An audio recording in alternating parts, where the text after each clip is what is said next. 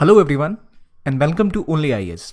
आज का हमारा टॉपिक का डिस्कशन है 6th क्लास की ज्योग्राफी का चैप्टर 3। आज हम 6th क्लास के एनसीईआरटी की बुक के तीसरे चैप्टर को पढ़ेंगे जो मुख्य रूप से मोशंस ऑफ अर्थ को डिस्क्राइब करेगा। मोशन ऑफ अर्थ को समझना बहुत जरूरी है क्योंकि इसके थ्रू हमें 6 बेसिक कॉन्सेप्ट्स पता लगते हैं और उनके ऊपर ही हमारे ज्योग्राफी का बेस बनता है जिस पर जाके हम आगे जो भी ज्योग्राफिकल फिनोमिनन्स हैं उसको समझ सकेंगे। तो आगे होती भौगोलिक घटनाओं को समझने के लिए कि अगर बाढ़ आ रही है तो क्यों आ रही है, पोलर वर्टेक्स क्यों फॉर्म हो रहा है या फिर सोलर मूवमेंट क्यों हो रही है, वो सब हमें पता लगता है अगर हम मोशंस ऑफ अर्थ को लेकर काफ़ी क्लियर हो हमारी अप्रोच में। तो देखते हैं कि 6 जो प्राइमरी टॉपिक आज हम कवर करेंगे वो कौन कौन से हैं। वो है रोटेशन, मतलब चक्कर काटना धरती का खुद के अक्ष पे, खुद के एक्सिस पे अर्थ जो खुद घूम रही है वो रोटेशन है। रेवोल्यूशन मतलब अर्थ जो घूम रही है सूरज के आसपास, वो रेवोल्यूशन। ये अर्थ है, ये इसका रोटेशन खुद के एक्सिस पे जो हो रहा है और फिर ये एक लंबा चक्कर काट रही है सन के आसपास, वो उसका रेवोल्यूशन है। ऑर्बिटल प्लेन क्या होता है, जिस इस ऑर्बिट में ये घूम रही है वो उसका ऑर्बिटल प्लेन है। फिर एक सर्कल ऑफ इल्यूमिनेशन है जो हम डिस्कस करेंगे, जो होता है कि सूरज का रोशनी से जो हिस्सा धरती का प्रज्वलित रहता है यानी इल्यूमिनेटेड रहता है वो उतना ही दूर क्यों रहता है। उस सर्कल ऑफ इल्यूमिनेशन यानी कहीं दिन और कहीं रात का बेसिक कंपोनेंट जो है वो समझेंगे। जानेंगे कि लीप ईयर जो इसमें साल में एक दिन ज़्यादा होता है वो क्यों होता है, उसकी क्या सिचुएशंस हैं। और लास्ट टॉपिक होगा आज का सीजन्स यानी मौसम, वो रेवोल्यूशन से कैसे रिलेटेड है और क्यों होते हैं। एक बार फिर मैं रिपीट कर दूं कि ये 6th क्लास की बुक है तो हम बेसिक लेवल पर हैं, बेयर लेवल पर है, मतलब यहां से हम स्टार्ट कर रहे हैं। तो अगर हमने ये क्लियर कर लिया पूरी तरह से, समझना, कॉन्सेप्ट्स के बारे में जानना इन डेप्थ, तो आगे हमें कोई दिक्कत नहीं होगी। और अगर यही बेस मिसिंग है तो कितना भी बड़ा महल बनाने आप, अगर फाउंडेशन कमजोर है तो महल तुरंत गिर जाता है अगर कोई थोड़ी सी भी क्वेश्चंस में बेसिक सा चेंज हो जाए। ठीक है, तो मैं आग्रह करूंगा आपसे कि हम बेसिक कॉन्सेप्ट्स को ढंग से पढ़ें। तो चलिए स्टार्ट करते हैं। पहला टॉपिक जो है वो है अर्थ के मोशन में रोटेशन के ऊपर। रोटेशन की बात आती है तो लोग कहते हैं कि भाई रोटेशन रेवोल्यूशन में फर्क क्या हुआ। तो आपको भी पता है रोटेशन मतलब धरती का चक्कर काटना खुद के एक्सिस पे जो मूवमेंट हो रही है। रेवोल्यूशन मतलब हो गया धरती का परिक्रमा करना सूर्य के आसपास, जो वो चक्कर काट रही है सूरज के आसपास। अब इसके इंपैक्ट क्या होंगे, मैं अगर जैसे ही रोटेशन बोलूं तो आपको सुनाई देना चाहिए क्या रोटेशन बोला है, मतलब डे एंड नाइट, दिन और रात। रोटेशन मतलब वेदर मूवमेंट्स, रेवोल्यूशन मतलब सीजन्स, मौसम का चेंज होना। रोटेशन मतलब variation of day and light, seasons मतलब variation of heat and winter, summer winter का चेंज। ये सब होता है इनकी वजह से। अब वो कैसे होता है वो तो समझेंगे आप, पर बेसिक अंडरस्टैंडिंग होनी बहुत ही क्लियर है कि रोटेशन रेवोल्यूशन में क्या डिफरेंस है सामरिक रूप से। अब देखिए, मैं अगर आपको रोटेशन रेवोल्यूशन के बारे में बताऊं तो जैसे मैंने बोला रोटेशन मतलब चक्कर काटना।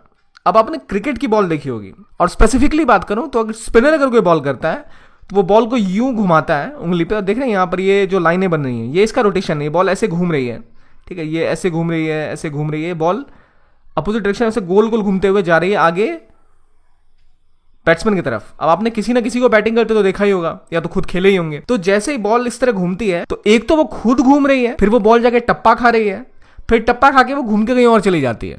तो वो बॉल भी 2 काम कर रही है, एक तो रोटेट कर रही है खुद के अक्ष पे, खुद के एक्सिस पे, और रिवॉल्व कर रही है टप्पा खाने के बाद। मतलब अगर कोई बैट्समैन खड़ा होता है, क्रिकेट के बारे में आप देखें तो बॉल आती है और बैट्समैन इमेजिन करता है वो सीधी आएगी, बल्कि सीधी आने के बजाय वो कहीं और घूम के चली जाती है।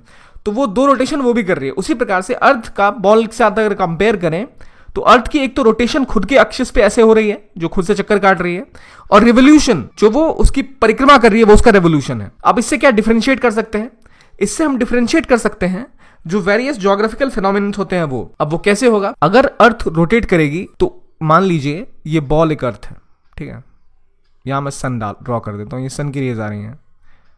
अब गौर करें, अभी जो सन की रेज है इस हिस्से पे पड़ रही है, कुछ समय बाद बॉल का ये हिस्सा इसके सामने आएगा तो ये रोशनी प्रज्वलित हो जाएगी। तो इस वजह से डे लाइट का डिफरेंस आएगा।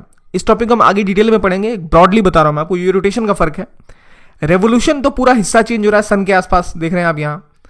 तो यहां जो टेम्परेचर की मूवमेंट है, टेम्परेचर का डिफरेंस है, वो हो जाएगा, सीजन चेंज हो जाएंगे। तो ये सभी चीजें अभी इन डेप्थ पढ़ेंगे। तो ये हो गया आपका बेसिक अंडरस्टैंडिंग रोटेशन का और रेवोल्यूशन का। अब आती है रोटेशन रेवोल्यूशन की बात मैंने करी, तो रोटेशन, अब जैसे एक लट्टू को देखें तो लट्टू घूमता है एक लोहे के एक्सिस के ऊपर, ठीक है, इसके अंदर एक होता है। अगर आप कोई बॉल घुमा रहे हैं क्रिकेट की भी, तो वो भी कोई एक फ्रेम ऑफ रेफरेंस, मतलब किसी परिपेक्ष में घूमता है, ठीक है। अगर मैं आपको कहूं कि भाई झूला झूल रहा है, गोल घूमने वाले झूले पे आप झूले होंगे, तो वहां भी एक लंबा सा रॉड लगा होता है जिसके आसपास वो चक्कर काट रहा होता है। तो कोई भी चीज जब रोटेट करती है या रिवॉल्व करती है तो कोई एक्सिस होता है, यानी अक्ष होता है जो उसको सहारा देता है, जिसके आसपास वो घूमती है, ठीक है। एक पॉइंट पर कोई भी चीज एक एक्सिस पे घूमती है। मैं इसको आपको और विजुअलाइज करके बताता हूं। अगर आपने क्रिकेट की बॉल देखी तो वो घूम रही है, तो वो एक सर्कल जो पूरा करेगी, तो किसी एंगल को तो आपको रेफरेंस मानना पड़ेगा जहां से वो घूम रही है। अगर कोई झूला गोल चक्कर काट रहा है तो झूला तो स्थायी है, मतलब रुका हुआ है, पर झूले का चक्कर, आप जो फ्रेम है वो लोहे का, जो उसमें बीच में सपोर्ट होता है रॉड, उसके आसपास घूमता है, तो वो उसका एक्सिस है, वो उसका एक्सिस है। अब अगर आपने एक झूला देखा होगा तो वो जिस एक्सिस पे घूम रहा है वो तो रॉड हो गया, और झूले का जो चक्कर का साइज है, मतलब झूला कैसे जा रहा है, वो उसका हो गया ऑर्बिटल प्लेन, यानी उसका हो गया अक्षीय तल, कक्षीय तल। अब चलते हैं इसी चीज को एक कॉन्टेक्स्ट, एक तस्वीर के थ्रू देखते हैं। अगर ये एक वो झूला है जो घूम रहा है, तो ये इसका एक्सेस हो गया, ठीक है, जिस पर ये अगर खुद का घूमता तो ये इसका एक्सेस हो जाता। ये झूला अगर खुद से झूल रहा होता ये इसका एक्सेस होता, और ये जिसमें घूम रहा है ये चक्कर, ये गोल वाला, ये इसका क्या है, ऑर्बिटल प्लेन, ठीक है, ये होता है कक्षीय तल। तो यहां पर अगर आप अर्थ को रख दें, यहां आप सूरज को रख दें, यहां अगर सूरज को रखें, यहां पर अर्थ को रखें, ये अगर आपका सन है, ये आपका अर्थ है, तो ये झूला खुद से झूलेगा, वो रोटेशन होगी, ये झूला इसके चक्कर काटेगा, वो इसका रेवोल्यूशन होगा, और जो ये कक्ष जिस चक्कर में घूम रहा है वो इसका ऑर्बिटल प्लेन होगा। रिपीट कर रहा हूं, एक होता है ऑर्बिटल प्लेन जिसमें वो चक्कर काटता है, कक्षीय तल, एक्सिस जो हमारा होता है जिसमें हम घूम रहे होते हैं, और एक होता है सेंटर ऑफ ऑब्जेक्ट जिसका आसपास चक्कर लगता है। रिपीट करने के टाइम में, एक ये सन है, ये हमारा अर्थ है, ऐसा मान लें, खुद के चक्कर रोटेशन, इसका चक्कर रेवोल्यूशन, इसका एक्सिस है यहां जिस पर ये घूम रहा है अगर ये खुद से घूमता तो, और ये इस पूरे जो इसका पाथ है, जो पाथ फॉलो करता है उसके साथ एक एंगल बना रहा है, मतलब इस पे बिल्कुल सीधा खड़ा नहीं होता, हल्का झुका होता है झूला ये। तो वो झूला जो धरती का है वो झुका हुआ है 66.5 डिग्री पे ऑर्बिटल प्लेन से, ठीक है। तो ये है हमारा प्राइमरली अक्षीय तल। अब इसको एक बेसिक अंडरस्टैंडिंग से भी देखते हैं। ये ऑर्बिटल प्लेन है, ये आपके डिफरेंट प्लैनेट्स हैं, तो जो चक्कर इसका पाथ लगाता है वो पाथ होता है इसका ऑर्बिटल प्लेन। धरती का जो एक्सिस है, ये जो एक्सिस था धरती का, इस एक्सिस से ऑर्बिटल प्लेन का जो एंगल है वो है 66.5 डिग्री, जिस पर ये स्लैंटेड है, मतलब झुका हुआ है। तो ये इसका ऑर्बिटल, अब इससे क्या डिफरेंस होता है ऑर्बिटल प्लेन से या एक्सिस से? देखिए, एक्सिस जो होता है, हमने पहले भी एक जो आप लेक्चर देखेंगे तो वहां उस टॉपिक में ये चीजें डिस्कस हुई होंगी कि जो एक्सिस है वो झुकाव आपके किस एरिया में गर्मी कितने दिनों तक रहेगी, और अगर स्पेसिफिकली पोलर रीजन जो है वहां 6 महीने के दिन 6 महीने की रात तक हो सकती है, वो इसी कारण से होते हैं क्योंकि वो एक्सिस के बिल्कुल कोने में है। वहां का प्रेशर जो बिल्ट होता है, इक्वेटर पे कौन सा प्रेशर बिल्ट होगा, टेम्परेट जोन में कौन सा प्रेशर बिल्ट होगा, टेम्परेट जोन क्या होता है, वहां भी एक्सिस का एक रोल होता है। तो वो हम पहले कवर कर चुके हैं। यहां बात हो रही है ऑर्बिटल प्लेन्स की, जिस एंगल पे वो सूर्य का चक्कर काट रही है तो वो होता है ऑर्बिटल प्लेन। यहां हमने देखा ऑर्बिटल प्लेन सन के आसपास चक्कर काट रहे हैं, सबका अलग अलग ऑर्बिटल प्लेन है। तो ये है ऑर्बिटल प्लेन की कहानी। हमने समझा रोटेशन को, हमने समझा रेवोल्यूशन को। मैं इस झूले वाले एग्जांपल पे फिर आता हूं। ये हमारा सेंटर है यानी सन। इस झूले में अगर हम बैठे, ये झूला खुद से झूले तो वो रोटेशन, झूला इसके आसपास घूम रहा है वो कर रहा है इसका रेवोल्यूशन।